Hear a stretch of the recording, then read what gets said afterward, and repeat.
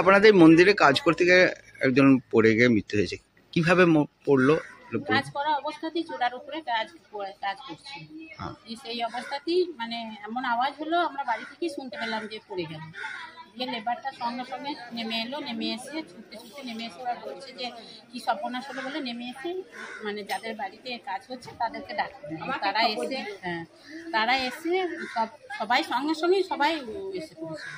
দিয়ে চূড়া থেকে একদম একতলা ছাদে পড়েছে, ওইখান থেকে নিয়ে একবারে সবাই মিলে নিয়ে। চোরাটা কিসের চোরা? এটা সিদ্ধেশ্বরী চোরা। কতদিন ধরে কাজ করছিল? এই 1.5 বছর হলো। 2 বছর। ওই মিস্ত্রিটা বাড়িটা কোথায়?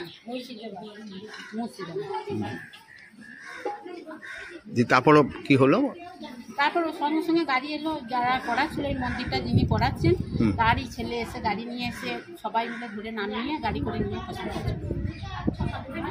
আপনার নাম? আমার নাম বেলা মন্ডল। এটা কোন জায়গা? এটা মন্তেশ্বর হাটটা। এই ব্যক্তির মৃত্যু কিভাবে হলো? আমাকে বললো দড়ি লাগবে, আমি নিচে নামলাম। কি কাজ করছিল? রাজমিস্ত্রি। কোথায় করছিল? মন্তেশ্বরের সিদ্ধেশ্বরতলা মন্দিরে। এ বললো দড়ি লাগবে, দড়ি নাম নিতে এলাম, ব্যাগে ভরলাম। যে আমি বললাম দাদু তাহলে হাতে করে তুলবো না কপি করলাম হবে? ওগুলো ঠিকাদার আমি কপি করলামই দিচ্ছি। কপি করলাম হাতে এলো, আর নিচেকার রসা কেটে গেল, কেটে গিয়ে নিচে রসে কতগুলো দড়ি নিয়ে নিচে পড়ে গেছে মন্দিরের উপর থেকে। মন্দিরের উপর থেকে।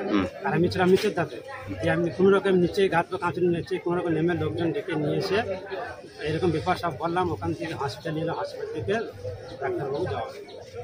কি উনি মারা গেছেন? মারা। এখন বডি কোথায় গেছে? বডি এখন মনসা থানা। আপনার নাম? আমার নাম বিজয় মালিক। বাড়ি কোথায়? বাড়ি পুরসুরি, থাকি সিঙ্গিলে শ্বশুর বাড়ি। আর এই যে ব্যক্তি মারা গেছেন উনি বাড়ি হচ্ছে মুর্শিদাবাদ। এখানে রাজমিস্ত্রি কাজ করতেন। হ্যাঁ, রাজমিস্ত্রি কাজ।